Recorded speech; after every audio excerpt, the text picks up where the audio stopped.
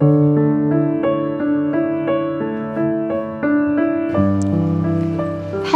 and welcome back to Sense and Sage.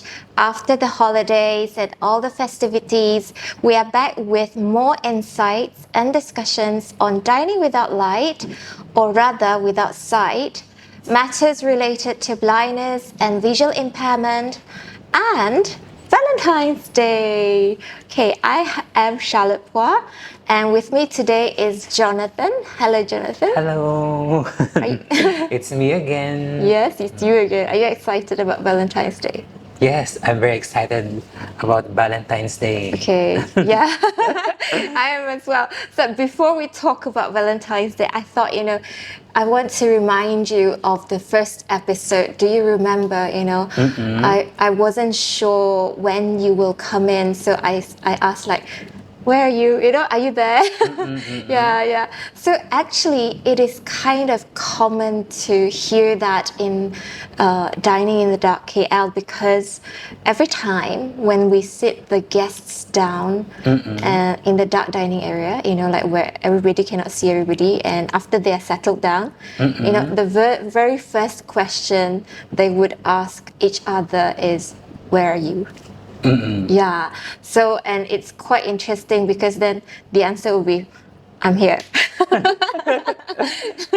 So then I guess it's like even more fun if you have like a group of 6 or more people, because more answers will come out like, oh, I'm sitting in front of, who is sitting in front of me? They'll first ask, then they'll say, oh, I'm here. Then they're like, oh, this is Lily. Okay, who's next to Lily?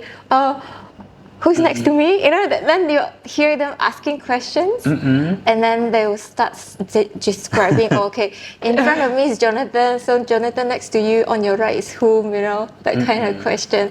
So it's quite fun. Yes. And I think it's like, how do I say, we thought, it would be nice to tell people about a system that you could use when describing direction to people. So correct. Yeah, so basically we use what we call this clock system. Clock system. Yeah, I think it's pretty good because like when you're dealing especially with someone who cannot see, the clock system is quite precise. It's not exact, but it's quite precise. Are you familiar with it? Yes. I'm familiar with that. Right. So okay. So if I tell you, imagine there is a roundabout in front of you. Yes, correct. And then I say 3 o'clock. 3 o'clock is on your right. Okay. 9 o'clock is on the left. Okay. 12 is go straight. Go straight. Yeah. 6 o'clock is like turn around, go back to the same place. Yes. So it's very interesting because not everybody is familiar, especially now you only have digital watch. Correct. And then you don't look at the clock face unless you have a wall clock or I don't know. How about table clock? Are they still using clock face? Table clock. Of course, they still using it. Not the digital one? I'm sorry, again? Like table clock. Table clock. Are they using digital numbers or do they have the clock face, that they show like 12 o'clock, 3 o'clock, 9 o'clock? Do they do that or is it just digital nowadays? There's other people they using digital and there are other people using the traditional. Oh, okay. Because I think it's very useful because like when I go out with my friends, they are so used to me. So they'll tell me, chicken at 6 o'clock, fish at 9 o'clock, broccoli is from 11 o'clock to 12 o'clock. So it's actually quite helpful. Quite helpful, right? Yeah, it's very helpful. So maybe, next time when our guests come, they could use that system, to describe like, I'm in front of you right at 12 o'clock. 12 o'clock. Yeah, and then if it's a group dining, and then they can say, John is at your 1 o'clock. And Mary is at your 11 o'clock. Correct.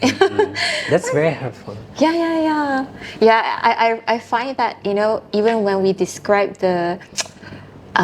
when we serve the meal, the courses.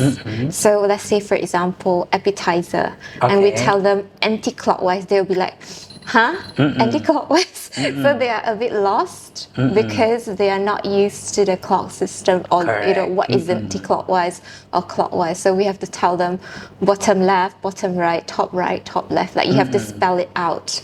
But I think it would be nice if people like try to familiarize themselves with the clock system. Oh, all right. Now, we said that we are going to talk about Valentine's Day, and we definitely are. So, Jonathan, what is planned for Valentine's Day at Dining in the Dark KL? Okay. Dining in the Dark KL has prepared a special Valentine's Day experience for couples looking for something unique. So we are offering exclusive package. So for the menu, we will show on the screen. So yeah, please read on the screen. And then, so it's perfect that you will celebrating Valentine's Day in the dark because it's very intimate.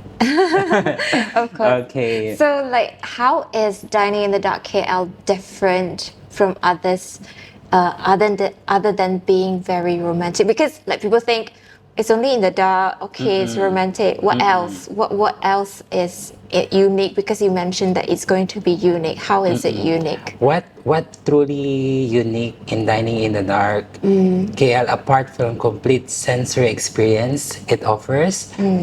Unlike traditional restaurant, guests dine in complete darkness, which heightens their sense of taste, smell, and touch. So the unique setting allowed them to truly focus on the flavors, textures of the food without visual interactions. Yeah. But how is it like, how can this be special for Valentine's Day? They don't see each other, but they will feel each other.